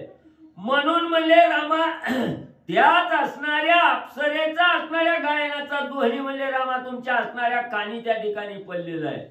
अशा प्रकारची इतंभूत सगळी माहिती असणाऱ्या मंदकर्णी ऋषीनी म्हणले असणार त्या बरोबरच्या ऋषीनी म्हणले आणि रामाला त्या ठिकाणी सांगितले. रामाने ऐकलं गेलं, रामाला नवल त्या ठिकाणी वाटू लागलं. आश्चर्यचकित प्रभू रामचंद्र त्या ठिकाणी आणि म्हणले झाले. तेथील करिता आचमन श्रीराम देखे ऋषी भुवन मंदकर्णीच आल्हाद पूर्ण श्री रघुनंदन देखोनी. मग असणारा त्या सरोवराच्या ठिकाणी म्हणले आता आपण थोडं पाणी म्हणले घ्यावं, आचमन त्या ठिकाणी करावं. म्हणून प्रभू रामचंद्र त्या ठिकाणी म्हणले पाणी पिण्यासाठी जातील आणि गेले. ते असणाऱ्या पाणी हातात घेत असताना म्हणजे खाली नजर गेली आणि प्रभू रामचंद्राच्या दृष्टीला ते पाण्यातलं मंदकर्णी ऋषीचं असणारं मंदिर आहे. हे मंदिर त्या ठिकाणी पाहायला मिळालं आणि रामाला मंदिर दिसलं आणि मंदकर्णी ऋषीला प्रभू रामचंद्र त्या ठिकाणी दिसले. मंदकर्णी ऋषीच्या दृष्टीला प्रभू रामचंद्र दिसले त्यावेळेस मंदकर्णी ऋषीला आणि अतिशय त्या ठिकाणी आनंद होऊ लागला, सुख समाधान आणि त्या ठिकाणी वाटलं. अति अधिकरोनी ऋषी श्रीराम गेला निज भवनासी सीताराम लक्ष्मण त्रिवर्गासी वर्षानुवर्ष राहिले. मग म्हणजे असणाऱ्या त्या ठिकाणी सगळे ऋषी जे असणाऱ्या प्रभू रामचंद्राबरोबर त्या ठिकाणी म्हणजे आलेले होते, ते सगळे ऋषी म्हणजे त्या ठिकाणी असणाऱ्या सोडले गेले असणारे प्रभू रामचंद्र ही म्हणजे त्या ठिकाणी ह्या असणाऱ्या मंदकर्णी ऋषीनी म्हणले त्या रामाला म्हणजे सर्व ऋषी सहित म्हणजे आपल्या असणाऱ्या मंदिराच्या ठिकाणी आपल्या असणाऱ्या स्वग्रहाच्या ठिकाणी म्हणजे घेऊन त्या ठिकाणी गेले. असणारे राम लक्ष्मण सीता ह्या त्रिवर्गाला बी तिथं म्हणजे आपल्या असणाऱ्या निज मंदिराच्या ठिकाणी मंदकर्णी ऋषी घेऊन गेले. अनेक वर्ष म्हणजे तिथं आणि असणारा मुक्काम म्हणजे रामानी केला.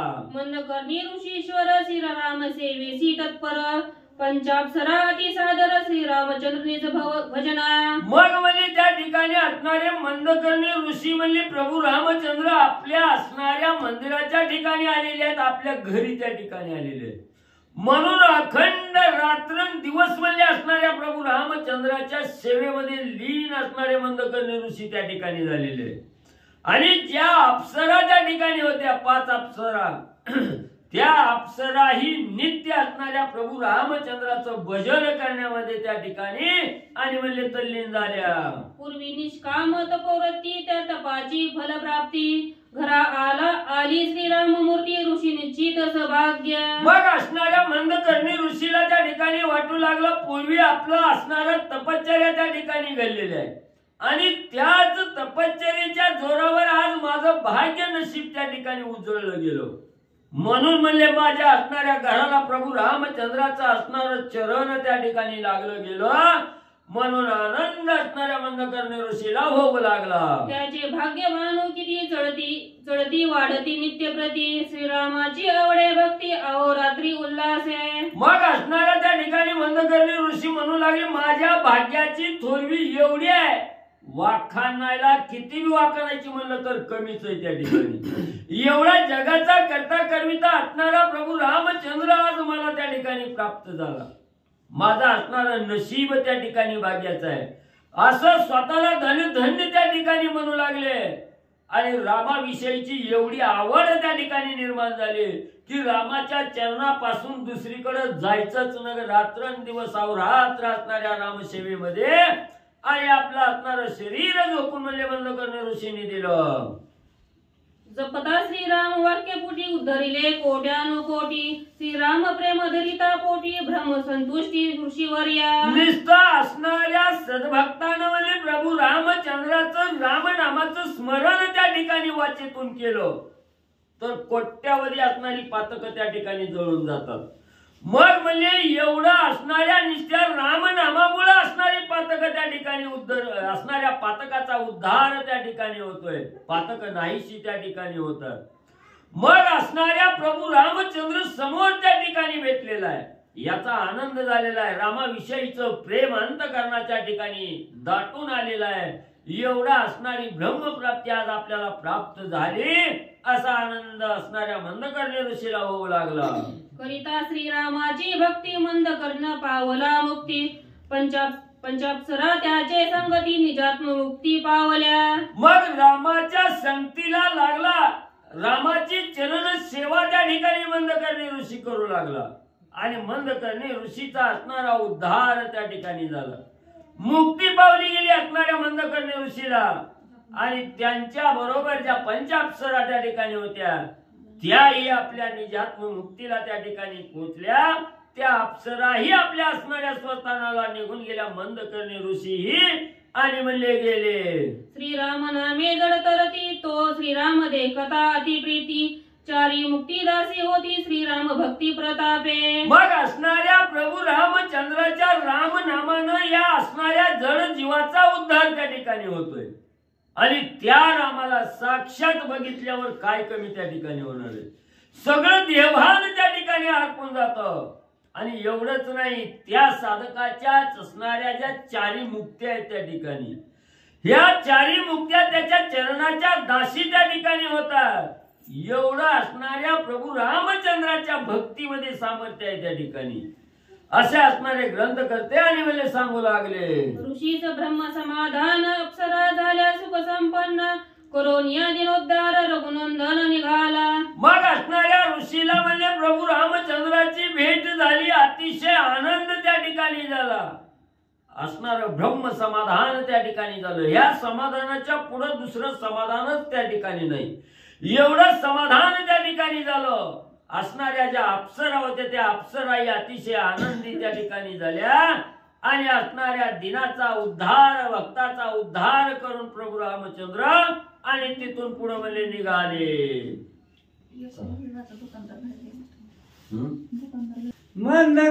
मंदकिणीचे ते कोणी प्रेम ते आश्रमी सुखी झाला श्रीराम ऋषी सुखी झाला परम सुख संभ्रम अप्सरा. असो पांडुरंगा करू प्रथम नमन दुसऱ्या चरण संतांच्या त्यांच्या कृपा आशीर्वादाने कथेचा विस्तार बाबाजी सद्गुरुदास तुका बसलेले सर्व श्रोते मंडळी साधू संत यांना साष्टांग प्रणिपात करून कथेला सुरुवात, कथेचा अनुसंधान.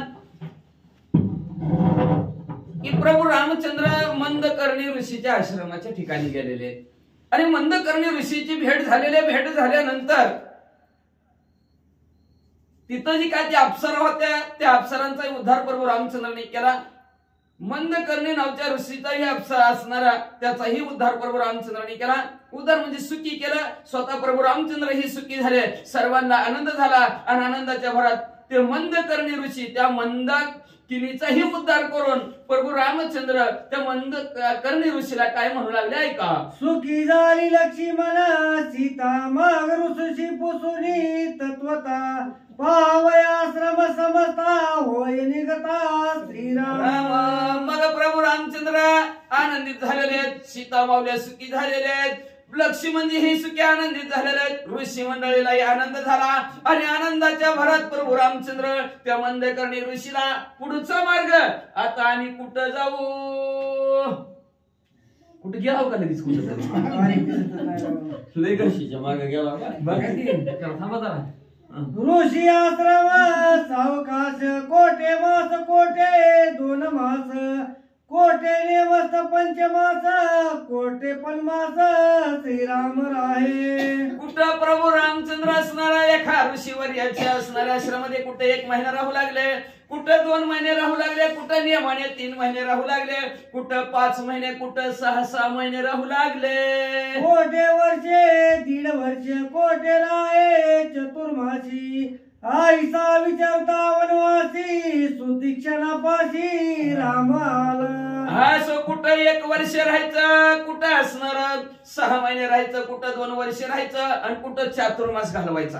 असं करता करता प्रभू रामचंद्र सुतीक्ष्ण ऋषीच्या आश्रमाच्या ठिकाणी आलेले आहेत. श्रीरामाचे पुनरागमन ते हरिकला सुतीक्ष्ण आलिंगले श्रीराम लक्ष्मण आल्हाद पूर्ण ऋषीवर्या. प्रभू रामचंद्र आपल्या आश्रमाच्या ठिकाणी आलेल्या सुतीक्ष्ण ऋषीनं पाहिलं गेला. आनंद झाला आणि आनंदाच्या भरामध्ये प्रभू रामचंद्राला आलिंगन दिलं. प्रभू रामचंद्राने ऋषीला आलिंगन दिलं आणि प्रभू रामचंद्राला आनंद झाला. सुतीक्ष्ण ऋषीला आनंद झाला. लक्ष्मणजीला आनंद झाला. नित्य श्रीराम पूजन देव निवन फळे भोजन राहीवाला श्री रघुनंदन किंचुन्यन अर्धाद. असो आनंदाच्या भरात त्या सुतीक्ष्ण ऋषीच्या ठिकाणी प्रभू रामचंद्र राहिलेले आहेत. नित्य प्रभू रामचंद्राचं भजन आहे, पूजन आहे आणि प्रभू रामचंद्राला जे भोजनासाठी वनफळं लागतात ती वनफळं नित्य नियमाने असणारे सुतीक्ष्ण ऋषी असणारे पुरवू लागलेले आहेत. असं कित्येक दिवस प्रभू रामचंद्राला आपल्या आश्रमात राहून ठेवलं. श्रीराम बैसोनी सावकाशी आस सादरे पूजे सुतीक्षणाशी अगस्त्याश्रम जय प्रदेशी तेथे आमासी धाडावे. असं असणार बसलेले बसता बसता प्रभू रामचंद्र म्हणले तू बस की तुमचे किती दिवस राहायचं म्हणजे असणार. पाहुणा किती दिवसात असते, लय दिवस पाहुणा राहायचं काम किंमत कमी होती पाहुण्याची. मग म्हणजे प्रभू रामचंद्र म्हणजे पाहून 4-5 झाला सुतीक्ष्णशी आणि ऐकलं म्हणजे इथून पुढे कुठं तरी आत्री वेगळं, अगस्ती वेगळं आणि आस्तिक वेगळं. मग त्याच्यात आत्री ऋषीचं आपण करताना काय केलेलं आहे. आता असणार ऐकायचं ते अगस्ती मुनीचं, ते आस्तिक वेगळं, ती नवनाथ मधलं नागनाथ महाराजाचं ते असणार आहे. तुला आस्तिक मुनीची शपथ, ते आस्तिक मुनी ती वेगळी आस्तिक मुनी, हे आता अगस्त्य, त्याच्यात लवकर फरकच कळत नाही. मग हे अगस्त्य आहे आणि ह्या अगस्ती ऋषीचा आश्रम कुठं आहे प्रभू रामचंद्राने विचारलं. ऐकोनी श्रीरामाचे वचन सुतीक्ष्ण म्हणे धन्य धन्य अगस्त्याश्रम परम पावन अवश्य गमन तेथे कीजे. अगस्त्याला सुतीक्ष्ण ऋषी म्हणू लागले प्रभू रामचंद्र तुम्हाला असणारा त्या अगस्ती मुनीच्या आश्रमामध्ये जायचं का. हो हो हो हो, फार पवित्र आणि पावन करणारा तो अगस्ती मुनीचा आश्रम आहे. म्हणले खरं प्रभू राम तुम्ही जावा त्या अगस्ती मुनीची भेट घ्या.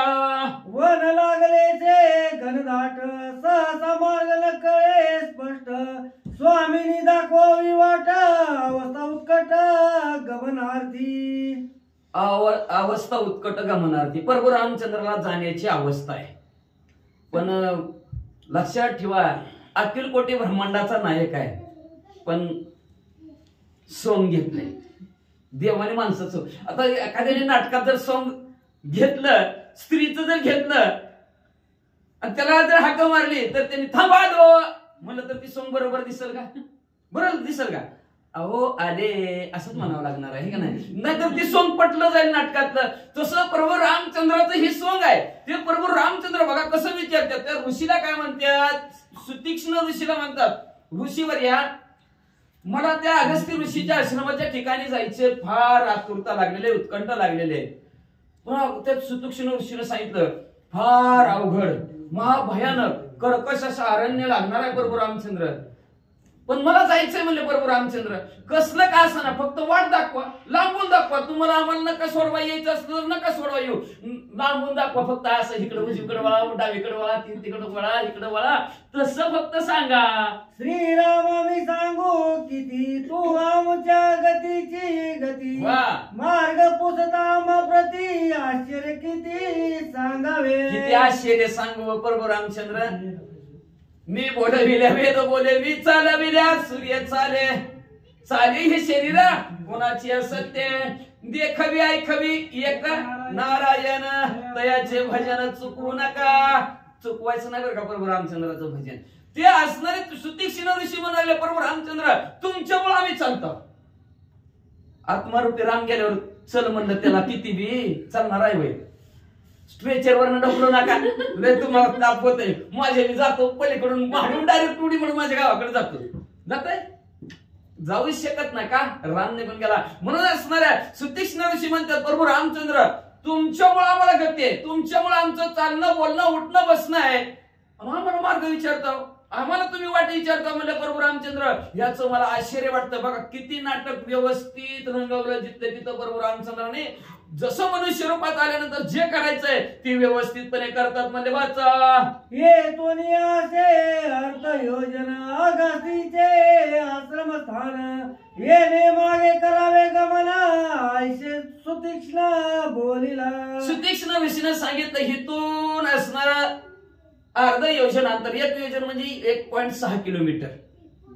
त्या अंतरावर म्हणजे असणार अर्धा कोस म्हणजे अर्धा किलोमीटर अंतरावर असणार सुतीक्ष्ण ऋषी सांगू लागलेले आहेत. अगस्त्य ऋषीचा आश्रम आहे. मग आता ह्याच मार्गे म्हणलं, आता ह्याच मार्गे म्हणजे असं आपण बी करा का असं बट ह्याच मार्गे जावा, असं असं असं वळा आणि असं असं वळून म्हणले तुम्ही त्या अगस्त्य मुनीच्या आश्रमात पोहोचणार. असं असणार सुतीक्ष्ण ऋषीनं सांगितलं. सीताराम लक्ष्मण ऋषीस करुणिया नमन, तिघी जणी केले गमन अगस्ती स्थान लक्ष्मी. लगेच प्रभू रामचंद्र उठले, अगस्त्य ऋषीच्या पाया पडले. सीतामाली उठले, अगस्त्य मुनीच्या पाया पडले.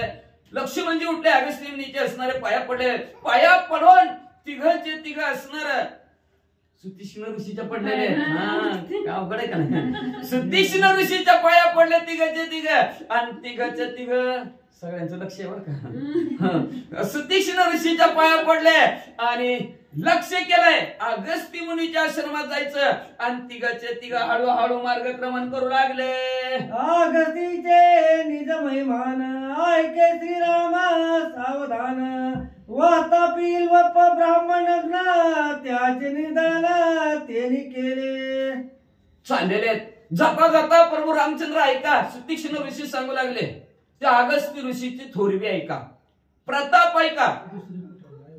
3 असणारे राक्षस आहेत. वातापी आहे, इतापी आहे आणि इलवल.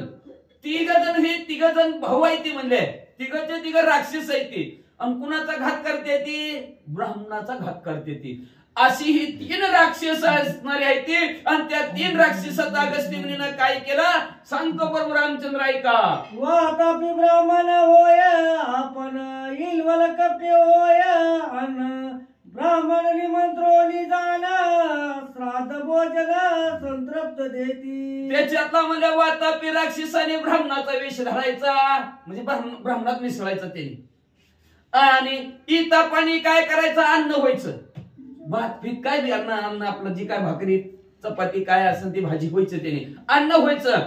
आणि त्या असणाऱ्या वातापी इतापी इलवलाने काय करायचं हाक मारायची. ये रे वातापी म्हणायचं.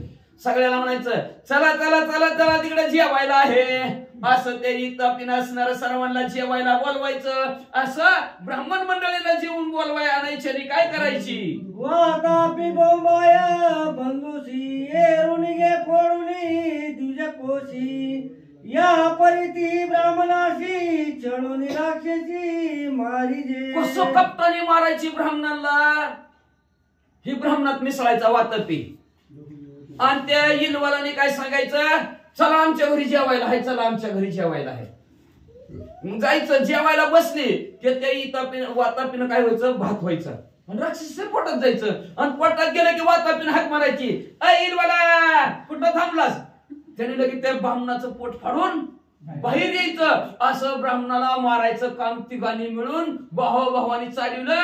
वाचा आईचे जाणून ब्राह्मण गाती, त्या पाशी सोय आला गती. इलवला आदोना प्रयुक्ती दिदले संतृप्त भोजन. मग असं हे तिघ जण मिळून ब्राह्मणांचा घात करत होते, मारत होती. मग त्यांच्याच नेमकं त्या आश्रमामध्ये अगस्ती मुनी जेवायला आले. आणि त्या वातापीनं हाक मारले की अगस्ती ऋषी या आमच्याकडे जेवायला आले की. तवर ती इलवल भात झालं. भात झालं की अगस्ती मुनीनं मारला ताव. भरपूर खाल्लं, खाऊन टाकला ना त्याला भात. जेवढा त्याला ताटात वाढला म्हणजे जेवढा ती वातापी बांधलेला होता भात सगळा खाऊन टाकला. खाऊन टाकल्याबरोबर इकडे म्हणजे काय झालं. वाचा अगस्ती प्रति भस्म करी जटाग्निशी, ठावला इलवलासी कवले कुशी फळावी. तेवढ्यात अगस्ती ऋषी असणारा प्रत्येक घासा गणेश यांनी आपला जठराग्नी प्रज्वलित केला. योग साधनेच्या जोरावर प्रज्वलित होतं. आपला कधी होतं, नाही खाल्ल्यावर कावळं वरडायला लागलं, पोटात आग पडली लवकर वाढ, त्याला जठराग्नी. मग ह्यांनी जठराग्नी असणाऱ्या योग साधनेच्या जोरावर प्रज्वलित केला. प्रत्येक घासा गणेश त्याला आतल्यातच संपवायला चालू केलं, जाळून टाकायला सुरुवात केली. मग त्या इलवाला कळानाच बाहेर कुठनं यावं, पोट कसं फाडावं कळाना गेलं. आतल्यातच गुलमरायला लागला. वातापी बोवाय इलवलासी, तवागसी मने म्याया जिरविले त्यासी. कोपाला वातापीशी अगस्तीशी घेऊ द्या. तेवढ्यात वातापी असणारे हात मारायला लागला. इलवाला ही की लवकर बाहेर. आता ही पोटातून बाहेर येणार नाही, ह्याला जठराग्नीनं संपून टाकला असणार. एवढा प्रज्वलित अग्नी केला, एवढा प्रज्वलित अग्नी केला. किती प्रज्वलित केला सांगायचं का तुम्हाला. आपण खातो ती कच्चच असते. तुम्ही मग कसं काय, मग सकाळी वेगळा पदार्थ कसं काय होते, कळलं का लक्षात. ती एकदा अजून शिजतंय पोटात, ती जठराग्नी शिजवतय. आणि ती देवाचं रूप असतं. अहम वैश्वानरम पचम्यान्नम चतुर्विधम. 4 प्रकारचं अन्न खाल्ल्यानं मी पचवून टाकतो, ती जठराग्नी.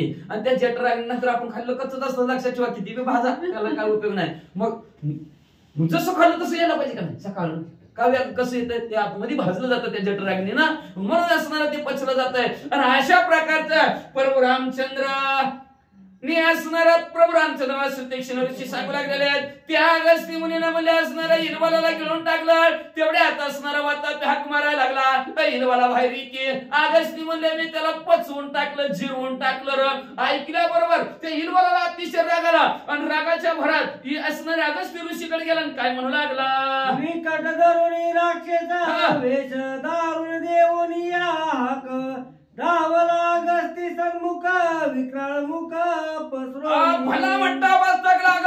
तगडबाम आपलं रूप धारण केला. अकरा विकला जवळ पसरला. थांब म्हणला अगस्ती ऋषी, तुला गिळूनच टाकतो. अगस्ती नेत्रीचा कोपाग्री, वातापी साडीला जाळूनी. भस्म केला दक्षिणी जो का ब्राह्मणी छळवादी. जो ब्राह्मणांचा छळ करत होता, कपटाने ब्राह्मणांना जो का मारत होता, तो जो काय वातापी भले मोठा आवाज टाकून अकराळ विकला रूप धरून समोर आलेला होता. अगस्ती ऋषीनं पाहिला. नुसत्या डोळ्यात नुसतं वटारून त्याच्याकडे बघितलं. डोळ्यातनं अग्नी बाहेर निघाला आणि त्या अग्नीनं वातापी संपून टाकला. आईचे पाप राक्षस दोन्ही अगस्तीने सांडिले जाळूनी. आईचा प्रतापी महामुनी अवश्य दर्शनी. असे पापात्मक बुद्धीचे असणारे राक्षस त्या अगस्ती ऋषीनं संपून टाकले प्रभू रामचंद्र. म्हणून असे असणारे शूरवीर पराक्रमी असतील किंवा म्हणजे प्रतापी असणारे महान मुनी असणारे अगस्त्य आहेत, तुम्ही त्यांच्या दर्शनाला जावा, त्यांचं दर्शन घ्या असं सुतीक्ष्ण ऋषी सांगू लागले. सोय सांगे सुतीक्ष्ण पुढे वनाती गण सहसान टाकी अगस्ती स्थान सांगेल कोण ते ऐका. म्हणून पुन्हा सुतीक्ष्ण ऋषी सांगू लागलेले. सुतीक्ष्ण ऋषी प्रभू रामचंद्र अगस्त्य ऋषीच्या आश्रमाच्या ठिकाणी नक्की जावा बर का, वलांडून पुढे जातात. मग असं ह्याच्यातनं पुन्हा बाहेर निघलेले असणारे वातापीला बाहेर तुसरट बरोबर आमच्या असणार अगस्त्य मुनीनं ती पुढे कथा आलेले असं म्हणले असणार.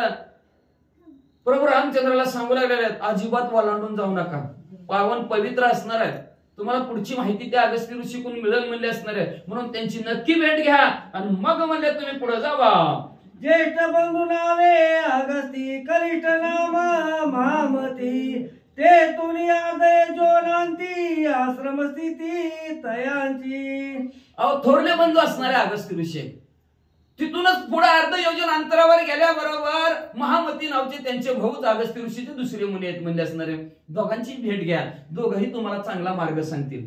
झाडू संतांचे मार्ग, आड राणी भरले जग, आड राण्याने जग भरलेला आहे आणि त्यांना सन्मार्गाला लावायचं काम कोण करत असेल तर साधू संत ऋषी मंडळी करतात. म्हणून प्रभू रामचंद्र रस्ता कोणाला विचारतात लागा, लक्षात ठेवा. आपण येड्या गाबाळ्याला रस्ता विचारतोय, ती येडं गाबाळ तिसराच रस्ता दाखवतोय. रस्ता बी कोणाला विचारायचा, मार्ग बी कोणाला विचारायचा ते पाहिजे असणारे विचारायला पाहिजे. ते प्रभू रामचंद्र या अध्यायाच्या ठिकाणी आपल्याला सांगतात की अगस्त्य मुनीचा आश्रम आहे, तिथून पुढे अर्ध योजनावर महामतीचा आश्रम आहे. त्यांना विचारा तुम्हाला दंडकारण्यात कुठं जायचं, कसं राहायचं, कुठली चांगली जागा आहे ते तुम्हाला नक्की सांगतील. जावनी त्याच्या आश्रमा प्रती आजीची ते क्रमोनी राती प्रातकाळी रघुपती तुम्हागती भेटेल. मग आता तुम्ही असणारा दिवस मावळपर्यंत चला. दिवस मावळला की तुम्हाला महामतीचा आश्रम येईल.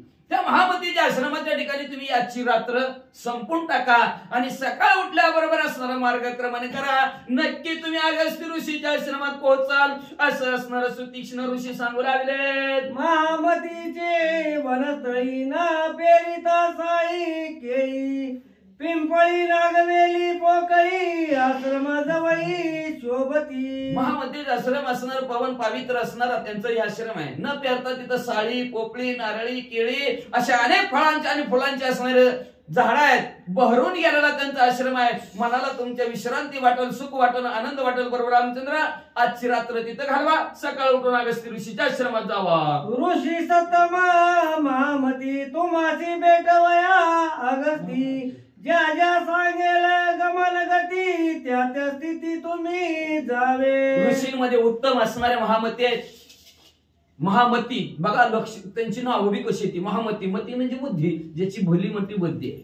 सुतीक्ष्ण ज्याच्या नजरेत तीक्ष्ण, अतिशय काटकोरपणे चांगल्याला बघायचं, वाईटाला सोडायचं अशी तीक्ष्ण बुद्धीचे आहेत. पुन्हा अगस्त्य ऋषी सांगितलं महामती तुम्हाला नक्की कुठल्या, आता त्यांनी काय सांगितलं तुम्हाला फक्त सरळ जावा, महामतीचा आश्रम भेटेल. तिथून पुढचा अगस्त्य ऋषीचा आश्रम जर सांगत बसलं जेव्हा पलीकडे झालं की त्यांचं घर आहे, त्यांच्या घरात हे झाड आहे, ह्या झाडाकडून उजवीकडे वळा, परत पुढे चला, अकबर सांगत बसू प्रभू रामचंद्र. त्याच्याऐवजी तुम्ही त्या महामतीच्या आश्रमात जावा. ते महामती तुम्हाला असणारा अगस्त्य ऋषीचा आश्रम कुठं आहे त्याचा असणारा मार्ग सांगतील, त्या मार्गाने तुम्ही जावा. सुतीक्षणा करुणी नमन तिघी जणी केले गमन वने उपवने शोभायमान वसती स्थान महामती. लगेच सुतीक्ष्ण ऋषीनं प्रभू रामचंद्राला नमन केलं. नमन करून असणारे तिघ असणारे मार्गक्रमण करू लागलेले. पुढे हळूहळू वने उपवने वलांडत म्हणले प्रभू रामचंद्र ह्या महामतीच्या आश्रमामध्ये पोहोचले. आश्रमाला श्री रघुपती परमाला दे महापती राहोनी अति प्रीती सीतापती पूजिला. असं आपल्या आश्रमाच्या ठिकाणी प्रभू रामचंद्र आलेले आहेत. अतिशय आनंद झाला आणि आनंदाच्या भरात महामती प्रभू रामचंद्राच्या समोर गेलेले आहेत. प्रभू रामचंद्राचा आदर तिथे केला, आपल्या आश्रमात आणला आणि प्रभू रामचंद्राची यथासांग पूजा केली. म्हणतात हे का जनार्दना शरण द्यावया स्त्री शरा खर दुपन आगस्ती श्रीराम दर्शन अस्त्रग्रहण ऋषी वरदे. असं शांती ब्रह्म एकनाथ महाराज आपल्या सद्गुरू जनार्दन स्वामीला शरण गेले आणि शरण जाऊन म्हणतात खर दूषण त्रिशरा हे तिघ असणारे राक्षस आहे. त्या राक्षसांचा अंत करण्यासाठी आणि अगस्ती मुनीला प्रभू रामचंद्र दर्शन देण्यासाठी आणि त्यांचे दर्शन झाल्यानंतर त्यांच्याकडून काही अस्त्र काही शस्त्रविद्या शिकून प्रभू रामचंद्र ह्या खरदूषण त्रिशराला कसं संपवणार आहे ते असणार आणि त्या अगस्ती ऋषीच्या असणाऱ्या आशीर्वादाने बरं का लक्ष सांगितलं वरदान आणि त्यांचे आशीर्वाद का तर महान ऋषीवरच्या साधू संतांचा आशीर्वाद असल्याशिवाय कुठलं कार्य होऊ शकत नाही आणि त्यांचा आशीर्वाद घेण्यासाठी प्रभू रामचंद्र आधी केले मग सांगितले आधी करतात मग जगाला सांगतात प्रभू रामचंद्र अशा प्रकारचं रामायण इतिहास बे नाटक बे मग असणार शांती ब्रह्म एकनाथ महाराज आपल्या सद्गुरू जनार्दन स्वामीला शरण जाऊन प्रभू रामचंद्र आता उद्याच्या आद्याच्या ठिकाणी अगस्ती ऋषीच्या आश्रमात जातील. अगस्ती ऋषीचा पराक्रम आणि अगस्ती ऋषी तिथून आता कुठला प्रभू रामचंद्राला मार्ग दाखवतील कुठं जावं म्हणतील का तर दंडकारण्य लय भलं मोठं आहे. कुठनं नाशिक पासून अयोध्यापर्यंत असणार डोंगर आहे तसं आहे म्हणतात. ती रामलिंगच्या डोंगराची जी काय रांग आहे ती नाशिक पासून अयोध्यापर्यंत आहे. फक्त रस्त्यासाठीच कुठंतरी तुटली तरी पण घाटाघाटानेच गेलेले आहे. अशा प्रकारचा तिथून जी पाठ तिथपर्यंत डोंगर रांगा बंदच नाही फक्त वाकडे तिकडे कधी रामलिंग मध्ये असतील तर कधी रामलिंगच्या पलीकडे तुळजापूर मध्ये असतील कधी तुळजापूर मध्ये असतील तर असं त्र्यंबकेश्वरापर्यंत नाशिक पर्यंत अयोध्यापर्यंत असं वनाचा सगळ्याच्या सगळा भाग आहे डोंगराचाच भाग आहे आणि अशा भागात प्रभू चंद्र मार्गक्रमण करत चाललेले आहे. श्री भावार्थ रामायणे शरण्य कांडे का कार्तिकाय श्रीराम पंचास्परा वृंद पुण्य तोरण नाम चतुराय. अध्याय गुण श्री कृष्णार्पण वस्तु शिवं भवन्तु कुंडलिक वरद हरि विठ्ठल श्री ज्ञानदेव भक्त